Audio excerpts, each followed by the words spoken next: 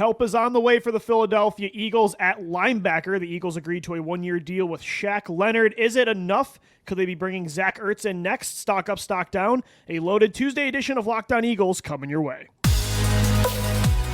You are Locked On Eagles, your daily Philadelphia Eagles podcast. Part of the Locked On Podcast Network, your team every day.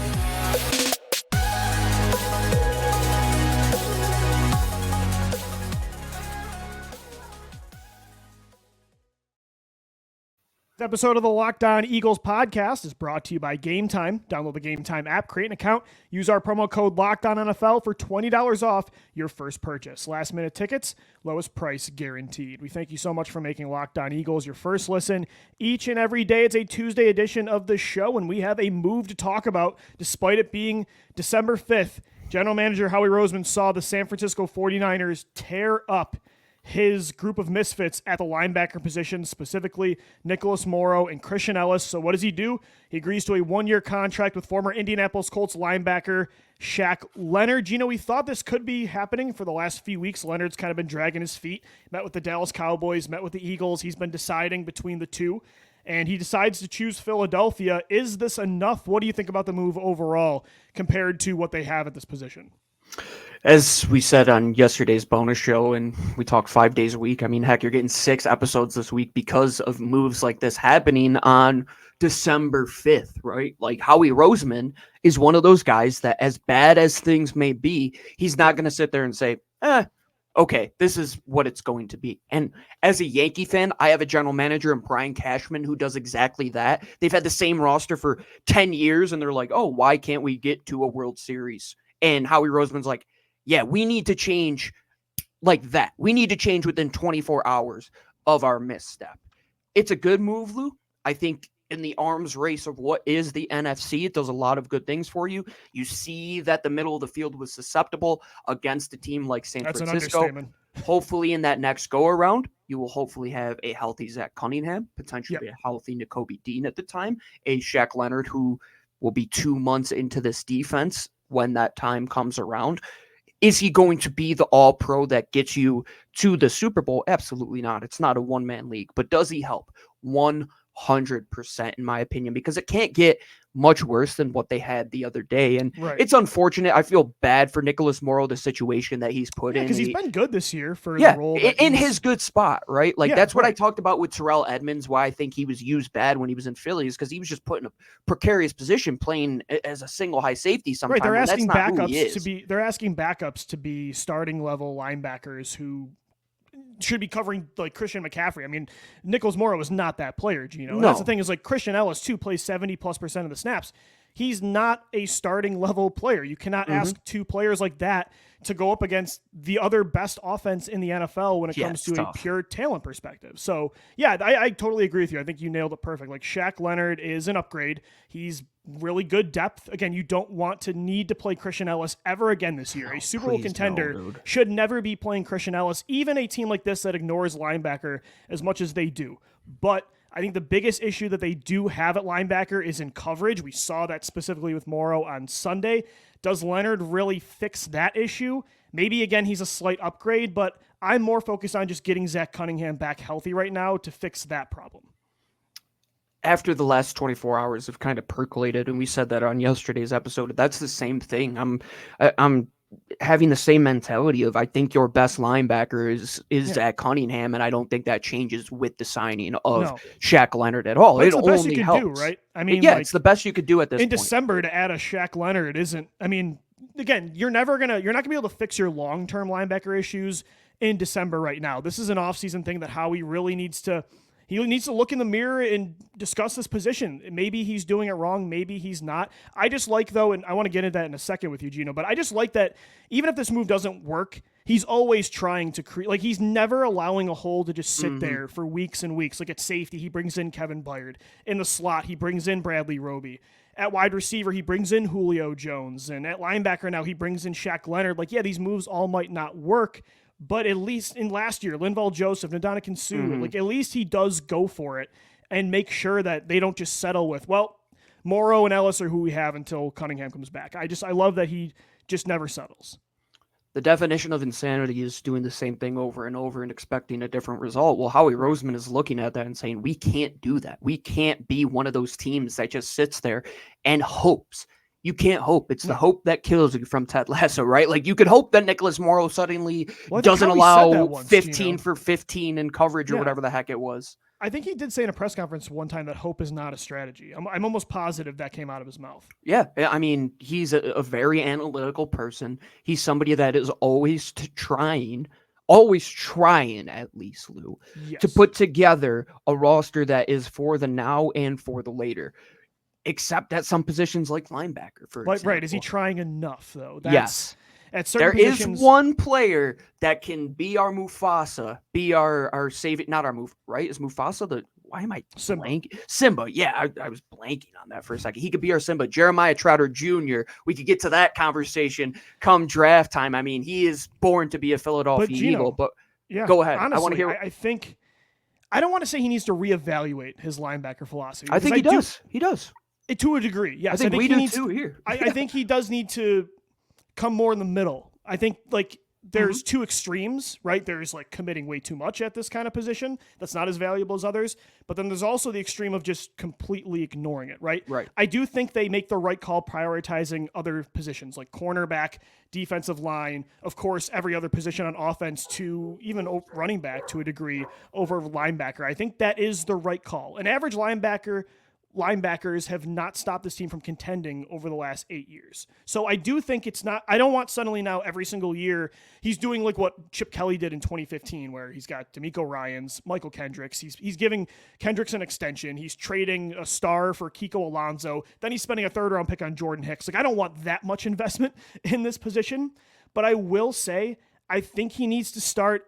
Just again, it's my same. I've said this before on the show in the offseason about his trench draft strategy. Yes, the majority of the time, use those 1st and 2nd round picks on linemen. But that doesn't mean no year at all. You can never spend a premier asset at linebacker or at corner in the draft or at safety. I think it is okay to spend at least one premier asset here. I think he's learning. And why I say that is the evidence that we have seen with positions like running back, for example, and safety. I think those are the 3 that we would look at as the big 3 of the areas where Howie Roseman goes a little bargain hunting, right? Yeah. Well, at safety over the last 2 calendar years, he brings in Chauncey Gardner-Johnson. Mm-hmm. He also goes out there and spends a 3rd round pick on Sidney Brown. He moves multiple picks for All-Pro Kevin Byard. Look at running back as well. He goes out and moves picks for DeAndre Swift, right? He takes a stab at Rashad Penny. I'm with you. He has to find, as we always talk about, the balance at this position. Right now, Lou, I know TJ Edwards might have been a little too rich for your blood, but Kaiser White on a 1-year, $4 million deal, how great would he be in this defense now just to have as a stable factor? Because you didn't have stability. You lost so much in the middle of the field. And to a degree, Lou, it kind of was hope at linebacker. You were hoping it was Nakobe Dean and Christian Ellis because Nicholas Morrow and Zach Cunningham weren't on the roster to begin the season. It definitely was hope to a degree. Yeah. Cunningham, I think, did replace Kazir White just fine, but I don't think that was Howie's plan initially. It was Nicholas Morrow. Yeah. And I think, again, I will give him some defense here. Nakobe Dean was a 3rd round pick that he spent that's a much higher pick than he's used to spending at linebacker. Nakobe Dean was seen by the consensus as a day 1 linebacker talent with Devin Lloyd as somebody that could maybe go in the 1st round. So I do understand him investing in Dean this year and believing that he could be that guy. Nakobe Dean has not become that guy, at least as of yet. So that, to a degree, I will say is a reason that they're in the hole they're in at this position. But, at the same time, yeah, I mean, sometimes these bargain shopping moves at linebacker have worked out. It worked out with Cunningham. I would say for what the expectations should have been with Nicholas Morrow, the signing it worked out a lot better than we thought in August when he wasn't even on the roster. But is it good enough? No, I don't think it is. They can still win a Super Bowl with linebacker, but that doesn't mean in a vacuum linebacker is good enough right now. Linebacker play is important. In this modern cover 2 type of defensive world, you need speed and athleticism over the middle. There's a lot of space to work up, to make up, I should say. Look at San Francisco with Fred Warner, and he's dirty, but, Greenlaw or whatever. I can't even think of his name right now. Greenlaw, yeah, no, Greenlaw. You're right. Yeah. So I think it's more important than maybe he and we lead on sometimes. And for me, it's one of those things that I should probably revisit as well, because my paradigm changed on this position when I was down at the Senior Bowl in 2020, and we were evaluating. We had 8 players, and Logan Wilson was part of that group. And I remember going in there, and I'm looking at Logan Wilson. I'm like, yeah, he could cover pretty well, but like he doesn't stop the run. And we go in and we read our reports, and our instructor's like, guys, watch today's game. Does run stuffing matter as much as a linebacker, or is it more about taking away space and coverage? And I looked at it, I'm like, oh wow. And then I see Logan Wilson go as high as he does. You see guys like Devin Bush go as high as they do. Why? The speed, the athleticism, the ability to go sideline to sideline. Maybe that's something that they have to invest in, Lou, simply just once to keep up with this game. Again, I'm not saying completely change your philosophy. They have the right philosophy. I just think they take it to an extreme where they just almost refuse to. Again, you can't get by with Nicholas Morrow, Zach Cunningham. Those are the only moves we make in this position every single year. Like the majority of the time, if those are your moves, fine. But yes, I think it's okay. And I said that about corner and safety too. Like you can take a year and spend just one early pick that's not an edge rusher or a defensive tackle or an offensive lineman. Like I promise you it's going to be okay. That doesn't mean suddenly you're going to be terrible in the trenches. So especially with all the picks they've had, I think they can afford it. And hopefully though, for now, Shaq Leonard can be good enough, because it has to be better than it was on Sunday if this team wants to win a Super Bowl. All right, Gino, coming up next, stock up, stock down. We're going to start with stock down though, after that 49ers loss, because that was alarming in a lot of ways, especially on defense. So we'll get into that coming up next right here on the Locked On Eagles podcast. Today's episode of LOE is brought to you by our friends over at Game Time. It's the holiday season, and the Eagles, they fortunately play on Christmas Day and New Year's Eve. What a better gift than to go and get somebody you love that might be an Eagles fan some tickets to go celebrate one of the holidays in Lincoln Financial Field. And there's only one place to do that. It is over at Game Time. Go on the app, scroll down through all of the seat selections. They will show you the exact look of what you would be seeing from your seat right on there. You don't even have to click into the ticket to go inside the details. It's right on the screen, and you could get flash deals to comedy shows. You could go to the theater. My wife loves the theater. I got her some tickets. Don't tell her, though, this holiday season. Make sure you download the Game Time app and create an account and use code LOCKEDONNFL for $20 off your first purchase. I mean, heck, $20 in today's age, that could buy you a dinner, a couple cups of coffee. Save it today by going to Game Time, download the app, create an account, use LOCKEDONNFL for $20 off your first purchase. Download Game Time today. Last minute tickets, lowest price guaranteed. We thank you so much for making Locked On Eagles your first listen each and every day. Guys, exciting news. Locked On has launched the first ever national sports 24/7 streaming channel on YouTube. Locked On Sports Today is here for you 24/7, covering the top sports stories of the day with the local experts of Locked On, plus our national shows covering every league. Go to Locked On Sports Today on YouTube and subscribe to the first ever national sports 24/7 streaming channel. Gino, we got to get into stock down. 42-19 was the final score on Sunday. The 49ers didn't just beat the Eagles. They destroyed them. I do want to say first, a quick update. The Eagles obviously signed Shaq Leonard. According to ESPN's Jeremy Fowler, it does look like the Eagles have interest in Zach Ertz, and they have reached out. So Howie could be making another move this week in the form of one of the Eagles' all-time greats. And honestly, although they need linebacker more than tight end, I think Zach Ertz is a more effective player than Shaq Leonard right now, and I honestly would be more excited about that move, removing nostalgia. 100%, because you need somebody else at that position, man. There's only so many times you can Sunday motion. Showed. I mean, you can motion Jack Kroll. You can motion Jack Stoll across that offense and just hit him in the flat. That's the only route the kid can run at this point. And you need something else. And Albert O hasn't worked. Grant Calcaterra has been in and out of the lineup. You need something there. You need a change up pitch, because I said it on the bonus show, and I think on the episode after that game, that you just don't have the arms in the arms race in the Cold War right now. Like with San Francisco, you don't. You could keep up with Dallas. You've seen that in the past. You could probably keep up with teams like Detroit, Buffalo, Kansas City, obviously, but San Fran, they're the front runners right now with what they have. And you saw that. You got exposed. You need options. not to be the premier focus of your offense, much like Right. Shaq Leonard isn't going to be the premier focus of your defense. But Quez Watkins, we know that for every one catch he makes, he's going to drop 3 or 4 catches. Olamide Zaccheaus is a super hit or miss. Julio Jones can't separate right now. Zach Ertz, he's still reliable. He understands getting to space. The Eagles need somebody to implement in the middle of the field outside of the few times that they get A.J. Brown and DeVonta Smith on free runners. I agree. They just need somebody in that area that they can pinpoint. And I think bringing him back with Dallas Goedert, that's going to be huge, man. Huge in the next couple weeks. And to get the number 1 seed, you're probably going to need extra bodies there. Like, let's say Dallas Goedert isn't 100% when he comes back. You're not going to go into the playoffs with the hopes that these guys get better. No, much it can't, like and it can't just be linebacker. Brown and Smith catching 17 balls every single week. Like, Over 200 yards, Yeah, exactly. I mean, those guys can do that, but you need other options. By the way, Baltimore did say they like the tight ends they have. John Harbaugh said that in a press conference. So I think the Eagles are the lead favorite to land Zach Ertz. Maybe tomorrow's show we'll be talking about that signing. I think it could come sooner rather than later. But, Gino, let's get back to this game between the Eagles and the 49ers, and we'll start with stock down. We talked about linebacker play. Obviously, Howie saw it and was like, enough's enough. We got to bring in Shaq Leonard. It was that bad on Sunday. It was, I mean, because if you look at the numbers from the corners, Darius Slay only allowed 3 catches for 32 yards that game. James Bradbury didn't allow a single reception in coverage. Almost all of the production that came from Brock Purdy in that passing game was targeted at the linebackers. Nicholas Morrow himself gave up over 150 yards after the catch. Christian Ellis is a backup level player. He is not a starter.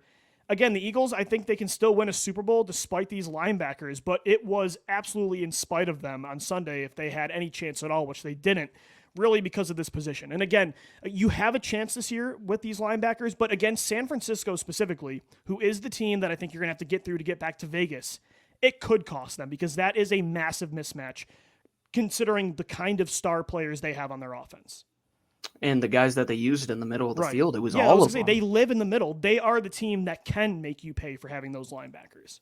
And they did. And I think Howie Roseman definitely has survival bias when it comes to this position. If you've ever seen, there's a it's not a meme, it's just a picture, but it's of an airplane from World War II, and they show like where all the gunshots were. And it's like, that's survival bias. It's thinking you can make it by things that have happened in the past, when in reality, it's like there have been teams that had really good linebackers that didn't win the Super Bowl with the Philadelphia Eagles, i.e. last year, right? And you look at what happened the other day on Sunday, that's exactly it. Like all season long, it's been that survival bias that we have gotten by with that middle of the field. And it just got taken away in the blink of an eye because of what? The guys in the middle of the field.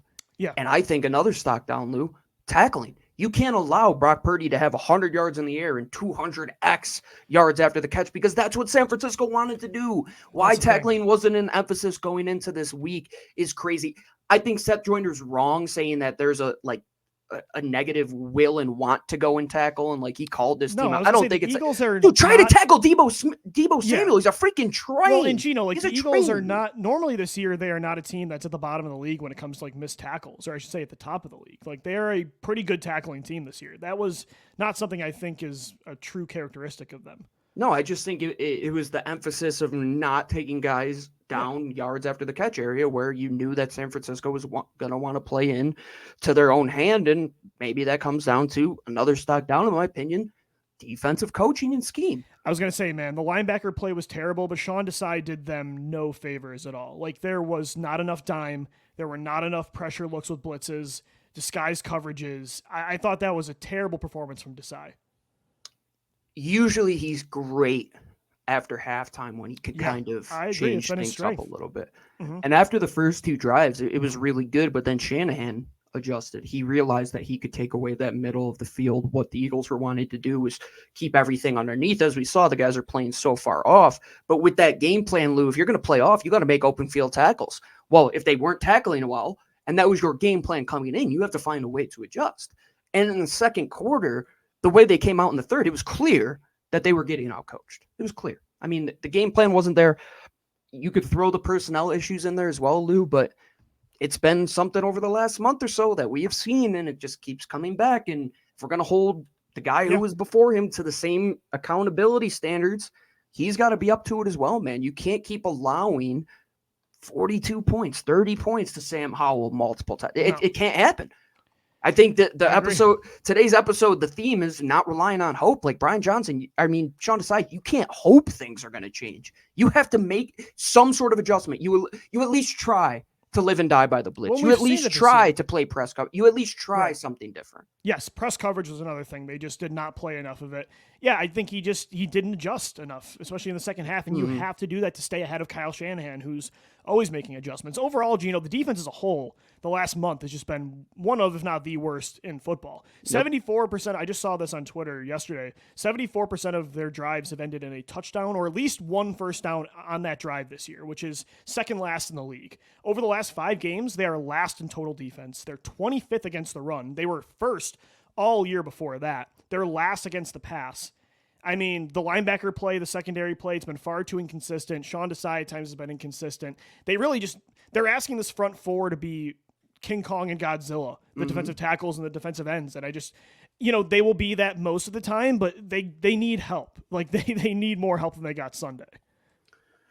And the thing about this defense is, in a cover 6 Vic Fangio type of scheme, it's predicated on setting the coverage and then the front. If Sean Desai can't get his coverage right, the front's not going to be right. If there's no synchronicity, you're going to get exactly what you saw, where the defensive line will have areas and times where they're very good, but then they're going to have waves where things just don't work and vice versa. Why was 22 so great? Because they had exactly that. Whatever they wanted to do on the back end, they could do on the front end because there was such cohesion, which we haven't really seen. And I think it's evident this year, Lou. And yeah, it's not the personnel you had last year, especially not in the middle of the field, and maybe. But it should still be good enough to not be last in passing, Gino. Like Darius Lou, Slay there's no excuse. Right, like Slay and Bradbury are not who they were last year, but for them to be dead last in passing with those two, and Kevin Byard, who's been solid, Reed Blankenship has been a very good safety this year. Like at linebacker, the personnel, like that's a reasonable excuse for them getting torn up. But the secondary, again, it's not as good as last year, but it should not be last. No, there's no reason for it. And this isn't Arizona or even, heck, like look at what Pittsburgh's doing with a defense they got Patrick Peterson playing on their defense and they're still able to win games because of that unit. You're telling me that the Eagles look at Buffalo's secondary. Look what Sean McDermott's done with the most banged up secondary you've seen. Without Trey White and all that. Yeah, no, I'm with you, man, that Sean Desai, he has a lot. He doesn't have as much as JG did, but he still has a lot to the point where if you're last, that's bad. If you're in the bottom third, that's bad. And no if you want to compete for a Super Bowl. Like where have the takeaways been too? I mean, just non-existent. Just outside of that, Kevin Byard won against Patrick Mahomes that you got a couple weeks ago. It's been, like you said, non-existent to the point where they got to put these guys in a position to make plays on the football, especially when you're playing teams like you were playing the other day. I mean, if it's just going to be pitch and catch for a quarterback and you can't tackle and you're not going to adjust, 42 points on your head. That's exactly what happened. I agree. All right, Gino, we'll get into some positives coming up next. There were some good things to take away from that game on offense, so we'll get into that coming up next right here on the Locked On Eagles podcast.